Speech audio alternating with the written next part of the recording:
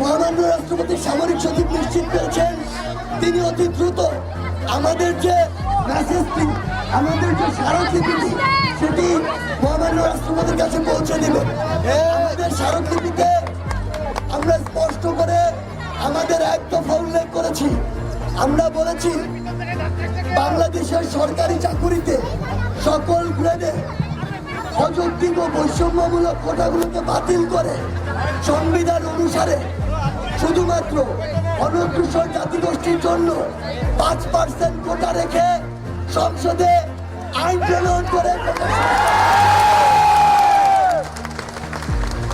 আমরা বিশ্বাস করি মহামান্য রাষ্ট্রপতি রাষ্ট্রের সর্বোচ্চ আসনে থেকে সারা বাংলাদেশের ছাত্র সমাজের এই প্রাণের দাবিটি অতি সত্বর বাস্তবায়নের জন্য প্রয়োজনীয় সকল পদক্ষেপ গ্রহণ করবেন।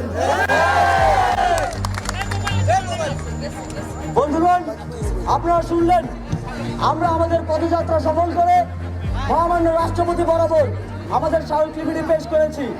এই মুহূর্তে আমাদের পরবর্তী কর্মসূচি এবং আন্দোলন সংক্রান্ত বিস্তারিত দিক নির্দেশনা দিবেন আমাদের অন্যতম সমন্বয়ক মোহাম্মদ নাহিদ ইসলাম।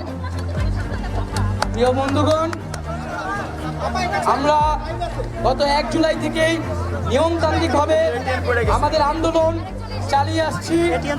আমরা যেরকম অবরোধ অবস্থানের মতো কর্মসূচি দিয়েছি, একইভাবে আমরা বিক্ষোভ সমাবেশ এবং আজকের পদযাত্রা ও স্মারকলিপির মতো কর্মসূচি করে যাচ্ছি। আমরা স্পষ্টভাবেই বলতে চাই যে কঠোর কর্মসূচির মাধ্যমে জনদুর্ভোগ করা আমাদের উদ্দেশ্য নয়, কিন্তু এখন পর্যন্ত আমরা সরকারের পক্ষ থেকে কোনো আশ্বাস পাচ্ছি না। সরকারের কোনো কি উদ্দেশ্য সেটা আমাদের কাছে স্পষ্ট হচ্ছে না। যেখানে মহামান্য আদালতও নির্দেশ দিয়েছেন যে সরকার চাইলে কোটা পরিবর্তন করতে পারে, এবং যেখানে আমরা বলছি যে 18 সালের পরিপত্র নয়, সকল গ্রেডেই কোটা সংস্কারের যে এখতিয়ার সেটি কেবল সরকারেরই এখতিয়ার, এবং আমাদেরকে বলা হচ্ছে আমরা নাকি দাবি পরিবর্তন করছি, আমরা নাকি কার কাছে দাবি করব সেটাও পরিবর্তন করছি। আমরা প্রথম থেকে আমাদের বক্তব্য খুবই স্পষ্ট, কোটা সংস্কারের এখতিয়ার সরকারের, সেটা আমরা প্রথম থেকেই বলেছি। নির্বাহী বিভাগ এবং সরকারের, বরং সরকারই সেই দায় এড়ানোর চেষ্টা করেছে। আমরা এখন বলছি যে কোটা সংস্কার বা সেই পরিপত্র কিন্তু বাস্তবায়ন করবে সরকার বা নির্বাহী বিভাগে, কিন্তু আমরা চাচ্ছি আইন বিভাগের মাধ্যমে, জাতীয় সংসদের মাধ্যমে সেটাকে আইন করে যথাযথ বিধিবদ্ধ করার জন্য, যাতে জনপ্রতিনিধিরা এক্ষেত্রে ভূমিকা পালন করে। ফলে আমাদের এই বক্তব্য বা দাবি কিন্তু কখনোই স্ববিরোধী নয়, বরং আমরা যতগুলা দরজা আছে সবগুলা দরজায় যাচ্ছি, এবং আমাদেরকে দরজা থেকে ফিরানো হচ্ছে, এবং এই ফিরানোর পরে তারা আবার বলতেছে আমরা নাকি এক জায়গা থেকে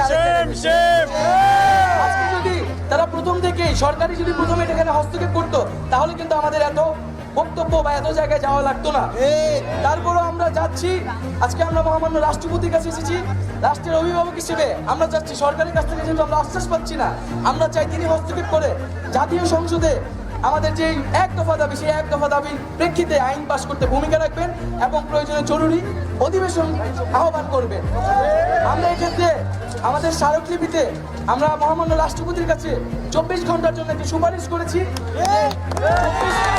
আগামী 24 ঘন্টার মধ্যে আমরা চাই সংসদে অধিবেশন ডেকে সেটার আইন পাশের জন্য কার্যকর ব্যবস্থা নেওয়া হোক, অথবা অধিবেশন আহ্বান করা হোক। আমরা আগামী 24 ঘন্টার মধ্যে এই দৃশ্যমান পদক্ষেপ দেখতে চাই, এবং আমাদেরকে যে দমন করার জন্য পরিকল্পনা করা হচ্ছে, আজকেও কিন্তু আমরা প্রমাণ করে দিয়েছি। ঢাকা বিশ্ববিদ্যালয়, জগন্নাথ বিশ্ববিদ্যালয়, ঢাকা 7 কলেজের প্রতিষ্ঠান সহ জাতীয় বিশ্ববিদ্যালয় অন্তর্ভুক্ত কলেজ সমূহ শিক্ষার্থীবৃন্দ, প্রাইভেট বিশ্ববিদ্যালয়ের শিক্ষার্থীবৃন্দ কিন্তু আজকে এই যে শেরেবাংলা কৃষি বিশ্ববিদ্যালয়, ঢাকার সকল শিক্ষা প্রতিষ্ঠান আজকে আমরা একত্রিত হয়েছি। আমাদের এই মিছিল কিন্তু থামানো যায় নাই, এবং আমরা যা সেটা দেখানোর চেষ্টা করতেছি। আমরা চাইলেই কিন্তু 10,000 20,000 মানুষের জমায়েত করতে পারি। আমরা চাচ্ছি না কোনো ধরনের কঠোর কর্মসূচি, কোনো ধরনের জনদুর্ভোগ কর্মসূচি যেতে আমাদেরকে বাধ্য করা হোক। আমরা চাচ্ছি 24 ঘন্টার মধ্যে একটা দৃশ্যমান পদক্ষেপ, এবং আমাদের সাথে আমাদের যে দাবি, সেই দাবি পূরণ করা হোক।